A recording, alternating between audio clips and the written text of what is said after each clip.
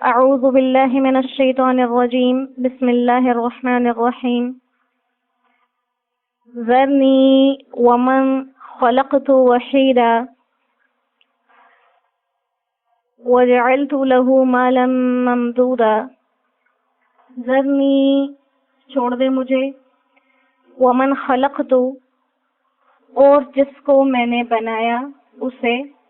وحیدا اکیلا، مجھے اور اس کو جس کو میں نے اکیلا بنایا اسے چھوڑ دے۔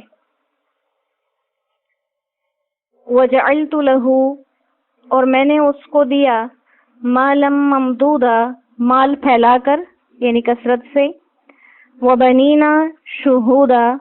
اور بیٹے پاس موجود ساتھ رہنے والے، ومہدت له اور میں نے اس کے لیے تیاری کر دی، تمہیدا خوب تیاری۔ ثم یطمع پھر بھی وہ لالچ رکھتا ہے،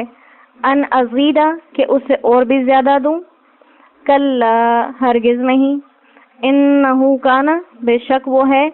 لآیاتنا ہماری آیتوں کا، عنیدا مخالفت کرنے والا۔ سأرہقہ اب اسے چڑھاؤں گا، صعودا بڑی چڑھائی، صعودا بڑی چڑھائی۔ انہ فکر بے شک اس نے غور و فکر کیا، وقدر اور ایک اندازہ ٹھہرا لیا، فقتل پس مارا جائے، کیف قدر کیسا اس نے اندازہ ٹھہرایا، ثم قتل پھر مارا جائے، کیف قدر کیسا اس نے اندازہ ٹھہرایا، ثم نظر پھر اس نے دیکھا، نگاہ کی، نظر کی، ثم عبس پھر تیوری چڑھائی، وبصر اور منہ میں بدبدایا اور منہ بنایا اور منہ بسور لیا، ثم ادبر پھر اس نے پیٹھ پھیری، واستکبر اور تکبر کیا، فقال اور کہنے لگا، ان ھذا یہ اور کچھ بھی نہیں ہے، الا سحر مگر جادو، یؤثر جو اثر کرتا ہے، یؤثر جو کہ منقول ہے، نقل شدہ ہے، نقل ہوا چلا آ رہا ہے، ان ھذا یہ اور کچھ بھی نہیں ہے، الا قول البشر مگر ایک انسان کی کہی ہوئی بات ہے۔ صدق اللہ العظیم۔ سورہ مدثر آیت نمبر 11 سے آیت نمبر 25 تک 15 آیات مبارکہ کے اندر ایک خاص کافر کا ذکر کیا جا رہا ہے۔ جیسے کافروں کے ذکر پر بات ختم ہوئی تھی کہ قیامت کا دن بہت ہی مشکل ہے اور کافروں کے لیے تو بالکل بھی آسان نہیں، پھر کافروں میں سے ایک بہت بڑے کافر کی بات کی گئی اور اللہ سبحانہ و تعالیٰ اس کے دنیاوی حالات بیان کرتے ہوئے پھر اس کے آخرت کے انجام کی طرف جا رہے ہیں۔ تو یہ جس کا یہاں پہ حال بیان کیا جا رہا ہے اس کا نام ولید بن مغیرہ، ولید بن مغیرہ، اور اللہ سبحانہ و تعالیٰ نے اس کو دنیا کے بے تحاشا مال اور دولت سے، اولاد سے، سب چیزوں سے نوازا تھا۔ جیسے اللہ نے یہاں فرمایا کہ میں نے اس کو مال اسباب دیا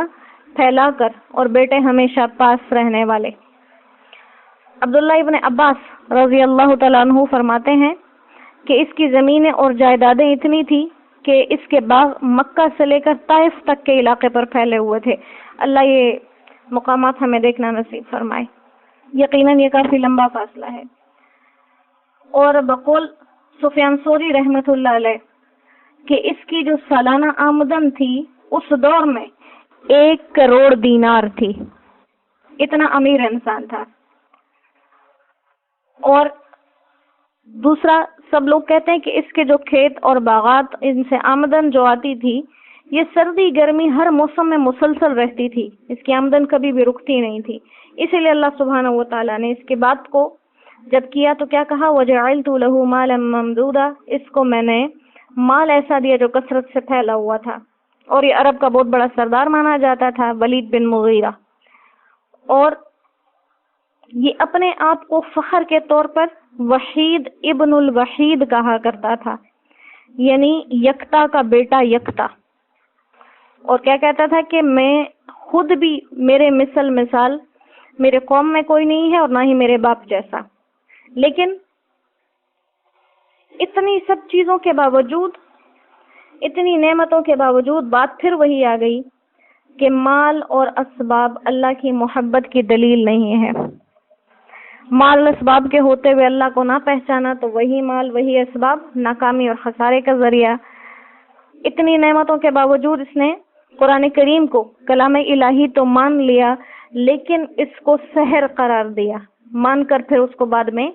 سحر قرار دیا اور آپ صلی اللہ علیہ وآلہ وسلم کو ساحر کہا. اور اس کا واقعہ یوں بیان کیا جاتا ہے کہ جب قرآن کریم کی آیات آئیں، حامیم تنزیل الکتاب من اللہ العزیز العلیم سے الیہ المصیر تک،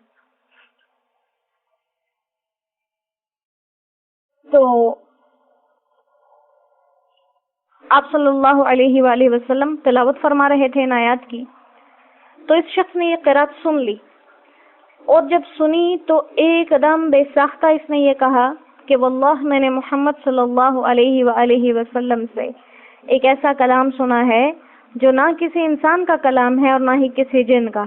اور اس میں بڑی ہی مٹھاس ہے اور اس پر ایک خاص قسم کی رونق ہے. اور ساتھ میں اس نے یوں بھی کہا کہ بلا شبہ یہ سب سے بلند و برتر ہو کر رہے گا، اس پر کوئی غالب نہیں آ سکتا اور نہ ہی یہ کسی بشر کا کلام ہے. اب جب ایک اتنے بڑے کافر نے اعلان کر دیا اور اتنے بڑے سردار نے اعلان کر دیا کہ یہ برحق ہے، تو عرب کے جو قریش کے قبیلے تھے ان میں لوگ دھڑا دھڑ اسلام کی طرف داخل ہونا شروع ہو گئے، اور جو قریش کے مخالفین تھے، جو اسلام کے مخالف چل رہے تھے، ان لوگوں کو بہت بڑا خطرہ لاحق ہوا کہ یہ کیا ہو گیا، ہونا کیا چاہیے تھا. اس پر ابو جہل نے ایک اسکیم بنائی اور اس اسکیم کے ذریعے سے اس کو غصہ دلایا اور اپنے غصے میں اس نے وہ کر دیا جس کی وجہ سے اللہ سبحانہ و تعالیٰ کی دربار میں دھتکارا گیا. تو ابو جہل اس کے پاس آیا اور اس کو غصہ دلانے کے لیے اپنی شکل کچھ غمگین بنا لیا. ولید نے اس سے پوچھا ابو جہل سے کہ تم کیوں ایسے غمگین ہو؟ تو اس نے کہا میں غمگین کیوں نہ ہوں کہ یہ قریش جو سارے آپس میں چندہ وغیرہ جمع کر کے تمہیں دیتے ہیں کہ تم بوڑھے ہو گئے ہو، تم کما نہیں سکتے، تمہاری مدد کرتے ہیں، مگر اب قریش کو یہ معلوم ہوا ہے کہ تم ان کے بجائے محمد صلی اللہ علیہ وآلہ وسلم اور حضرت ابو بکر کے پاس اس لیے جاتے ہو کہ تمہیں وہاں کچھ کھانے پینے کو مل جاتا ہے، اور ان کے خوشامد میں اسی لیے ان کے کلام کی تعریف کرتے ہو تاکہ تمہیں یہ کھانے پینے کی سہولت میسر رہے. اب یہ دونوں باتیں اس نے جھوٹ کہی کیونکہ وہ تو خود اتنا مالدار تھا، قریش تو اس کو چندہ نہیں دیتے تھے اور نہ ہی آپ صلی اللہ علیہ وآلہ وسلم اس کو کوئی چندہ دے رہے تھے. اور امیر انسان کی یہ سب سے بڑی کمزوری ہوتی ہے، جب اسے مال ہی کے حوالے سے تانا دیا جائے تو وہ پھر اپنے حواس کھو بیٹھتا ہے. تو اس کے ساتھ بھی ایسا ہوا، غصے کے انتہا نہ رہی اور اس نے اپنے آپ کو اپنا تکبر دکھاتے ہوئے، اپنی بڑائی دکھاتے ہوئے وہ کہنے لگا کہ میں محمد اور اس کے ساتھیوں کے ٹکڑوں کا محتاج نہیں ہوں، میرے مال و دولت کی کثرت کیا تم لوگوں کو معلوم نہیں ہے؟ ہاں البتہ تم لوگ جو یہ بات کہتے ہو کہ محمد صلی اللہ علیہ وآلہ وسلم مجنون ہیں، تو یہ کیسی بات ہے کہ اس کا کوئی یقین کر ہی نہیں سکتا، کیونکہ تم خود مجھے بتاؤ. ولید نے ابو جہل سے پوچھا تم خود مجھے بتاؤ کیا تم نے کبھی ان کا کوئی ایسا کام دیکھا ہے جیسے دیوانے کرتے ہیں؟ تو ابو جہل نے کہا نہیں، لا واللہ نہیں، ہم نے تو ایسا کوئی کام نہیں دیکھا. پھر اس نے کہا اگر تم لوگ کہتے ہو کہ وہ شاعر ہیں تو کیا تم لوگوں نے کبھی ان کو شعر کہتے ہوئے سنا؟ پھر اس نے ابو جہل نے کہا نہیں، ہم نے کبھی اس کو شعر کہتے بھی نہیں سنا. پھر اس نے کہا کہ تم لوگ ان کو کذاب کہتے ہو، جھوٹا کہتے ہو، جھوٹا کہتے ہو. تو تم یہ بتاؤ کہ ان کی ساری زندگی میں کبھی ان کی زبان سے کوئی جھوٹ سنا؟ پھر اس نے کہا کہ نہیں، ہم نے تو کوئی جھوٹ نہیں سنا. پھر کہا تم لوگ ان کو کاہن کہتے ہو جو خود سے باتیں بنا کے حالات لوگوں کو بتاتے ہیں، مستقبل کے احوال. تو کیا کہا کہ کیا تم لوگوں نے ان سے کبھی ایسے کلمات، ایسے حالات ان کے دیکھے جیسے کاہنوں کے ہوا کرتے ہیں؟ تو پھر ابو جہل نے کہا کہ نہیں. تو اس پر اس نے کہا کہ جب تم سب خود ہی ان چیزوں کا انکار کر رہے ہو تو ان کو ان میں سے کوئی بھی نام کیسے دیا جا سکتا ہے؟ جب تمہیں خود پتا ہے وہ جھوٹ نہیں بولتے، وہ شعر نہیں کہتے، وہ مجنون نہیں، وہ کاہن نہیں، تو کیا کہا جائے؟ تو ابو جہل نے کہا کہ اس پر تم خود غور و فکر کر کے ہمیں بتاؤ کہ ہم انہیں کیا کہیں. تو اس نے بہت غور و فکر کیا اور غور و فکر کرنے کے بعد ابو جہل کی طرف نظر اٹھائی، اور یہاں سے قرآن کریم کے اندر پھر دوبارہ سے ان الفاظ کا ذکر کیا گیا کہ اس نے کیا کیا. اس نے غور و فکر کیا، اور اس غور و فکر کے اندر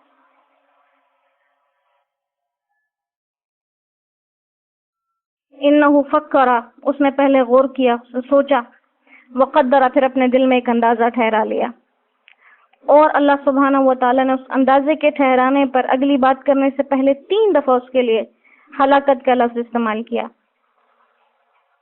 کہ انہو فکر وقدر، اس نے اندازہ ٹھہرایا. فقتل کیف قدر ثم قتل کیف قدر، 2 دفعہ کہ مارا جائے کیسا اندازہ اس نے لگایا. اندازہ لگایا، اس نے سوچ بچار کی، اور سوچ بچار کرنے کے بعد ثم نظر، ابو جہل کی طرف دیکھا، اور دیکھ کر اس نے پہلے منہ چڑھا لیا، تیوری چڑھا لی، اور منہ برا سا بنا لیا، جیسے ہم کسی کا نفرت سے ذکر کرنے کے لیے ایسا کرتے ہیں. تو اس نے اپنا منہ بسورا اور نفرت کا اظہار کیا، اور نفرت کے اظہار کے بعد اس نے پیٹھ پھیری، اور تکبر کے طور پر، جیسے انسان کی عادت ہوتی ہے جب کسی چیز سے نفرت ہو تو وہ اپنے ہر انداز سے، صرف بات سے ہی نہیں، اپنے چہرے سے، اپنے جسم کے ہر حصے سے اس چیز کی نفرت کو ثابت کرنا چاہتا ہے. تو ایسے ہی اس نے کیا، اس نے اپنی نفرت کا اظہار کرنے کے لیے اپنا منہ بسورا، اپنا چہرہ پھیر لیا، اور کہنے لگا ان ھذا الا سحر یؤثر، ان کو کاہن تو نہیں کہہ سکتے، مجنوں تو نہیں کہہ سکتے، دیوانہ تو نہیں کہہ سکتے، جھوٹ بھی نہیں کہہ سکتے، ہاں ان کو ساحر کہا جا سکتا ہے. حالانکہ یہ خوب جانتا تھا کہ ساحر بھی نہیں ہے اور نہ ہی آپ کا کلام سحر جیسا ہے، لیکن یہ بات اس نے اس لیے بنائی کہ جیسے جادو کے ذریعے سے انسان 2 لوگوں میں جدائی ڈلوا دیتا ہے، بھائی بھائی میں، بہن بھائی میں، میاں بیوی میں، باپ بیٹے میں، عزیز رشتہ داروں میں، تو اسی طرح اس نے کہا کہ یہ جادو سے ملتا جلتا کیسے، کیونکہ جب بھی کوئی ایمان لے آتا ہے تو پھر اسے اپنے کافر رشتہ داروں کو، ماں باپ بہن بھائیوں کو چھوڑنا پڑتا ہے. تو یہاں پر اس کا ذکر کیا گیا کہ پھر اس نے کہا کہ یہ جادو ہے، جادو جو کہ منتقل چلا آ رہا ہے، جیسے پیچھے لوگ اس کو کرتے رہے اور اس پر بھی اسی جادو کا اثر ہے. تو یہاں پر اسی چیز کے لیے کہا گیا کہ اس نے کیسا اندازہ لگایا، غور و فکر کر کے، حالانکہ جانتا تھا کہ جو میں کہہ رہا ہوں وہ جھوٹ ہے، پھر بھی اس نے وہی بات کہی. اب یہاں پر ایک چیز اس کے ضمن میں یہ آ گئی کہ ابو جہل سے اس نے جتنی بھی باتیں پوچھی کہ تم لوگ ان کو کاہن کہتے ہو، کاذب کہتے ہو، مجنوں کہتے ہو، شاعر کہتے ہو،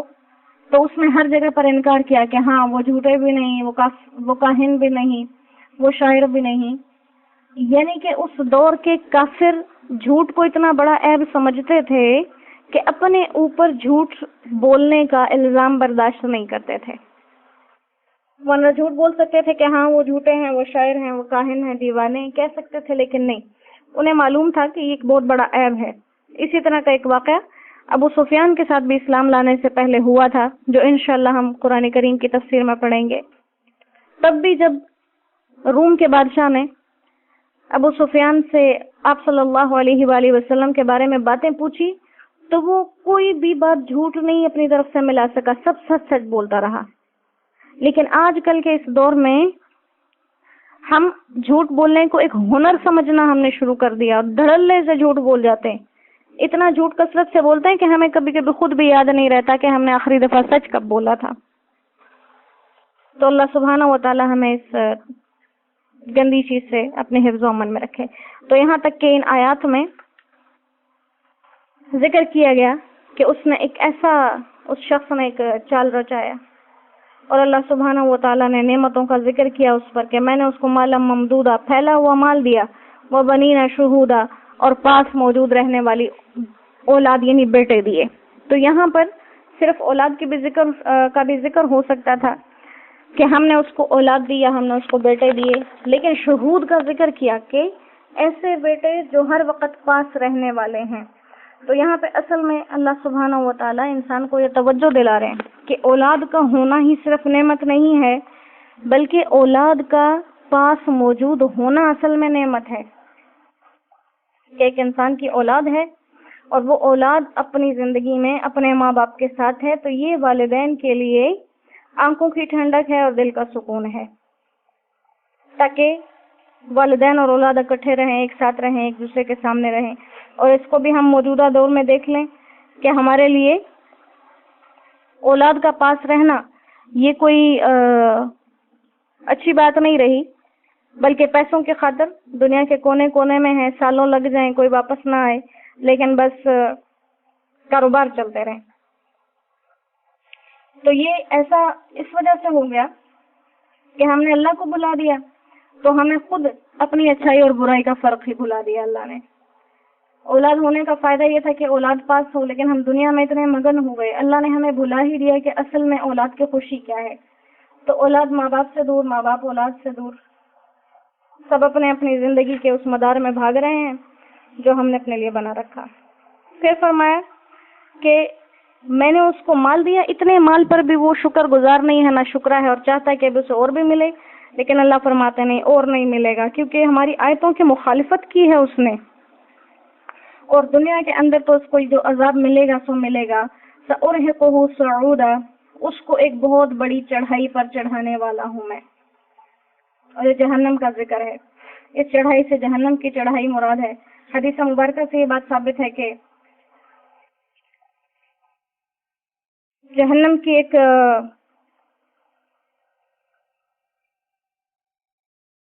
بہت بڑی وادی ہے اور اس کا نام سعود ہے. اس کو اس پر چڑھایا جائے گا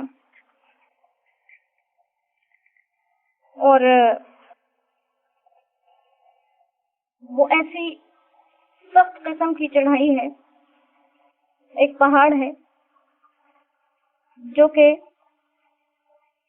70 برس انسان چلتا رہے تو اس کی چوٹی پر پہنچے. اور اس کا یہ وہاں پر عذاب ہوگا کہ 70 سال چل کر اس کی چڑھائی پر پہنچے گا، پھر وہاں سے گرایا جائے گا، پھر چڑھے گا، پھر گرے گا، یہ اس کی وہاں پر سزا رہے گی. تو اللہ نے فرمایا کہ کس وجہ سے کہ میری آیتوں کی مخالفت کی، اور پھر اس نے اپنی طرف سے اندازہ مقرر کیا کہ آپ صاحب وحی نہیں بلکہ ساحر ہیں، اور کہا کہ یہ وحی نہیں، یہ کسی آدمی کا کلام ہے. آگے اس کی سزا کا ذکر ہے کہ اس کو جہنم کے اندر کون کون سی سزائیں ملنے والی ہیں.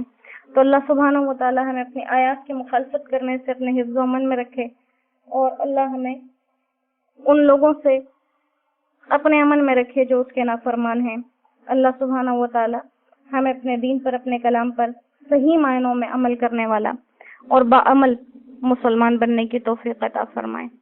وما علینا الا البلاغ وآخر دعوانا ان الحمد للہ رب العالمین. السلام علیکم ورحمۃ اللہ وبرکاتہ.